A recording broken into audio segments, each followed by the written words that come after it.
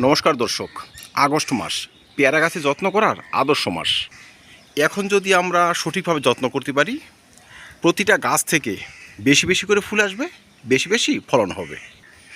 যারা শীতকালে পেয়ারা গাছ থেকে গাছ ভরে ফলন চান, এই আগস্ট মাস থেকে শুরু করুন প্রপার পরিচর্যা। আর এখন যদি যত্ন সঠিক হয় তবে ম্যাজিক, প্রতিটি গাছে ফুল আসবে, বেশি বেশি ফলে পরিণত হবে, ফলের আকার হবে আকর্ষণীয়। তো চলুন শীতকালে পেয়ারা গাছ পেয়ারায় ভরিয়ে রাখতে এই আগস্ট মাস থেকে আমাদের কী কী করতে হবে সেই যত্নগুলো স্টেপ বাই স্টেপ দেখে নিই। নম্বর 1, গাছের ছাঁটাই। দর্শক, যে সকল গাছে পর্যাপ্ত পরিমাণে শাখা এখনও হয়নি তাদের ছাঁটাই কিন্তু করতে হবে, বা বর্ষাকালীন যে ফলগুলো এখন রয়েছে গাছে সেসব হারভেস্ট করার সময় অল্প একটু শাখার সঙ্গে কেটে দিতে হবে। আমার এই গাছটি দেখুন, বিগত দিনে এই গাছ প্রচুর পরিমাণে ফল দিয়েছে আমাকে। আমি ফল হারভেস্ট করেছি এবং গাছের ছাঁটাই করেছি। ছাঁটাই করার ফলে দেখুন কতগুলো শাখা বেরিয়েছে। এই দেখুন, শাখার সংখ্যা কয়েক গুণ। আমরা যদি শাখার সংখ্যা কয়েক গুণ করে নিতে পারি সেক্ষেত্রে কিন্তু ফলনের সংখ্যা কয়েক গুণই হবে। এই দেখুন, আমি এখান থেকে কেটেছি, কাটার পরে 1, 2, 3, 4টে এক্সট্রা শাখা বেরিয়েছে। এদিকে একটি 5টি, ঠিক প্রতিটা ডগার মধ্যে দেখুন এই শাখা। এদিকে 1-8টা ফল রয়েছে। যাই হোক, এমনভাবে আপনারা লম্বালম্বি বেড়ে যাওয়া শাখাগুলো প্রথমে ছাঁটাই করে দেবেন, তার মাথাগুলো। কেটেছি, বেরিয়েছে শাখা, এই শাখা বেরিয়েছে, দেখুন এখানে 2টো শাখা বেরিয়েছে। ঠিক আছে, পেয়ারা গাছ পেয়ারায় ভরে রাখার জন্য প্রথমে আমাদের গাছের ছাঁটাই করতে হবে। 2 নম্বরে হচ্ছে অসুস্থ এবং এলাডাল ছাঁটাই। পেয়ারা গাছ অনেক সময় শিকড় থেকে শাখা বের করে দেয়, সেসব আমাদের ছাঁটাই করতে হবে। আর যদি অসুস্থ শাখা থাকে, বিশেষ করে শুকিয়ে যাওয়া শাখা বা অর্ধমৃত শাখা, হলুদ হয়ে যাওয়া শাখা, সেসব কেটে বাদ দিতে হবে। সেসব যদি লেগে থাকে গাছ ধীরে ধীরে ডাইব্যাকে আক্রান্ত হবে, ফলন ভালো হবে না। তাই ফুল আসার আগে আপনাকে অবশ্যই গাছের সাধারণ প্রুনিংয়ের সঙ্গে সঙ্গে অসুস্থ, অর্ধমৃত এবং শিকড় থেকে বেরোনো সব ধরনের শাখা কেটে বাদ দিতে হবে। শাখা কাটার সঙ্গে সঙ্গে ক্ষতস্থানে ছত্রাকনাশক লাগাতে হবে। যেমন আমি এই শাকগুলো দেখুন, এই যে ছত্রাকনাশক লাগিয়ে দিয়েছি। ঠিক আছে, আর সম্পূর্ণ গাছে ছত্রাকনাশক স্প্রে করতে হবে। এবার চলুন দেখে নেওয়া যাক আসল যত্ন, আসল পরিচর্যা। প্রতিটি পেয়ারা গাছের টবে এখন খাবার দিতে হবে। সেই খাবারে পটাশিয়াম মাস্ট, ফসফরাস থাকবে, অল্প একটু জৈব খাবার থাকবে, থাকবে বোরন, থাকবে নিমখোল এবং থাকবে হিউমিক অ্যাসিড। দর্শক, সময়টা যদি এখন বর্ষাকাল হয়েও থাকে, ধীরে ধীরে কিন্তু বর্ষা বিদায় নেবে। আর যখনই বর্ষা ধীরে ধীরে বিদায় নেবে, শীতকালীন পেয়ারা গাছ কিন্তু প্রচুর পরিমাণে ফুল নিয়ে আসবে। পেয়ারা গাছ তো ফুল নিয়ে আসবে, কিন্তু সেটা তখনই সম্ভব যখন গাছে পর্যাপ্ত পরিমাণে পটাশিয়ামের সোর্স থাকবে। যে গাছে পটাশিয়াম সঠিকভাবে থাকবে না সেই গাছে ফুল কম পরিমাণে আসবে, গাছ অসুস্থ হয়ে পড়বে বা ভালো ফলন হবে না। তাই আমরা অবশ্যই এই ধরনের খাবারগুলো ব্যবহার করব। ধরুন যদি আপনাদের গাছটি 20 ইঞ্চি থাকে, যদি 20 ইঞ্চি থাকে সেক্ষেত্রে আমি খাবার তৈরি করব।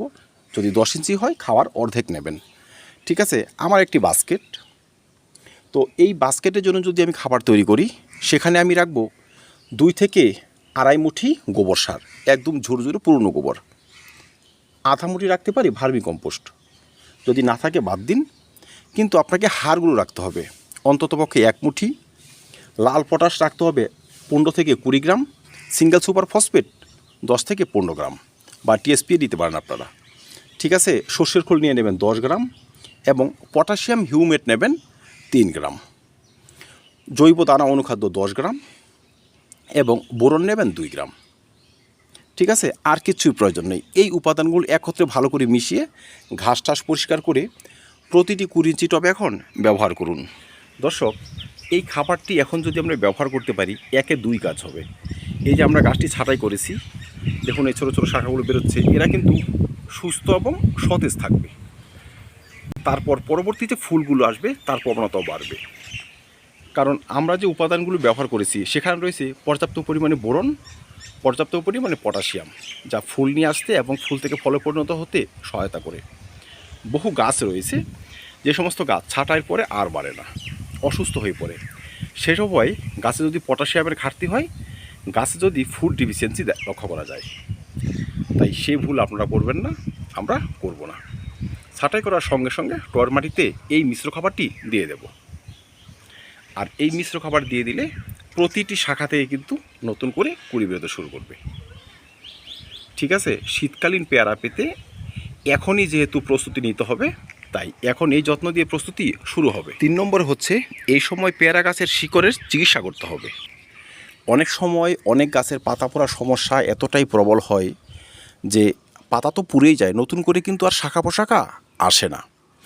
অনেক ক্ষেত্রে যদি ফল থাকে সেই ফলগুলো ফেটে যায়, ফলগুলো কালো হয়ে যায়, ফুল কালো হয়ে পুড়ে ঝরে যায়, পেয়ারা গাছের ডগা পুড়ে যায়। এই যে সমস্যাগুলো, এগুলো কিন্তু অনেক ক্ষেত্রে শিকড়ের জন্য হয়। ঠিক আছে, তাই শিকড়ের চিকিৎসা হিসেবে আমরা এখন শিকড়ে অল্প একটু পটাশিয়াম হিউমেট ব্যবহার করব। পটাশিয়াম হিউমেট যদি ব্যবহার করি, পেয়ারা গাছের অসুস্থ শিকড় কিন্তু সুস্থ হয়ে আসবে, গাছ বেশি বেশি করে কিন্তু খাদ্য গ্রহণ করতে পারবে, মাটি কম্প্যাক্ট হওয়ার হাত থেকে রক্ষা পাবে, আমাদের গাছগুলো সুস্থ এবং সতেজ থাকবে। দ্বিতীয় উপাদান হচ্ছে আপনারা এখানে ট্রাইকোডার্মা অল্প একটু দিতে পারেন, কারণ বর্ষাকাল তো, বর্ষাকালে কিন্তু শিকড়ের সমস্যা চলে আসে অতিবৃষ্টিতে। আর ট্রাইকোডার্মা এমনই একটি ছত্রাকনাশক যে উপকারী ছত্রাক রেখে অপকারী ক্ষতিকারক ছত্রাকদের মেরে আমাদের মাটিটা পেয়ারা গাছের বাসযোগ্য করে তুলবে, মানে গাছ সুস্থভাবে এখানে সারভাইভ করতে পারবে। আর আমরা তো চাই যে আমাদের গাছ সুস্থ থাকুক, বেশি করে ফল নিয়ে আসুক। তো দর্শক, যদি মিশ্র খাবারের সঙ্গে আপনারা পটাশিয়াম হিউমেট ব্যবহার করে দেন, তাহলে তার 2-4 দিন পর ট্রাইকোডার্মা ব্যবহার করলেই হবে। আমরা এই খাবারটি প্রতি 20 থেকে 25 দিনের ব্যবধানে দিয়ে যাব, এবং ট্রাইকোডার্মা এমন একটি 20 ইঞ্চি টবে 1 চামচ করে 20 দিন পর আরেকবার দিয়ে দেব, মানে 2 বার দিতে পারবো। যাদের হাতে ট্রাইকোডার্মা নেই তারা ব্লাইটক্স বা ভ্যাবিস্টিন বা যে কোনো ছত্রাকনাশক অল্প একটু দিয়ে দেবেন। 4 নম্বরে হচ্ছে পেয়ারা গাছে ফুল আসার আগে পেয়ারা গাছের কয়েকটি রোগ সারিয়ে তুলতে হবে। এর মধ্যে একটি হচ্ছে অ্যানথ্রাকনোজ। পেয়ারা গাছের পাতা কারণে অকারণে এমন পুড়ে যায়, ফলগুলো ফেটে যায়, ফলগুলো পুড়ে যায়, বা ফুল আসতে চায় না, শাখা পোশাখা গজায় না। দর্শক, যদি এমন সমস্যা প্রবলভাবে জেগে ওঠে, সেক্ষেত্রে আমাদের কড়া ডোজের ছত্রাকনাশক এখানে স্প্রে করতে হবে, যেমন ব্লাইটক্স। 1 লিটার জলে 1.5 গ্রাম ব্লাইটক্স গুলে 10 থেকে 12 দিন ব্যবধানে 2 বার, প্রয়োজনে 3 বার আপনারা স্প্রে করে দিন। যেহেতু এখনও পর্যাপ্ত পরিমাণে ফুল আসেনি, এখন কিন্তু ব্যবহার করতে পারবেন। এখন ব্যবহার করলেই গাছটি সুস্থ থাকবে, পরবর্তীতে ফুলে, কুড়িতে বা ফলে কোনো ধরনের সমস্যা আসবে না। যাদের হাতে ব্লাইটক্স নেই তারা এমিস্টার টপ ব্যবহার করতে পারবো, রিডুমিল গোল্ড ব্যবহার করতে পারবো। দর্শক, মোটামুটি ভালো মানের যে ছত্রাকনাশক সেটা কিন্তু আমাদের এখন ব্যবহার করতে হবে। সর্বশেষ যে উপাদানটি আমাদের এখন স্প্রে করতে হবে সেটা হচ্ছে ভালো একটি অনুখাদ্য, জৈব অনুখাদ্য বায়োভিটা এক্স যদি আপনার হাতে থাকে খুব ভালো হয়। দর্শক, আমরা এখন গাছকে তৈরি করব, আমাদের গাছগুলো যেন প্রচুর পরিমাণে ফুল নিয়ে আসার জন্য তৈরি হতে পারে, সেই যত্নটাই কিন্তু করব। আর এমন একটি জৈব অনুখাদ্য যদি ব্যবহার করতে পারেন, গাছের যে বিভিন্ন নিউট্রিয়েন্টস যে ডিফিসিয়েন্সিগুলো, সমস্যাগুলো, সেগুলো কিন্তু ধীরে ধীরে কাটতে শুরু করবে।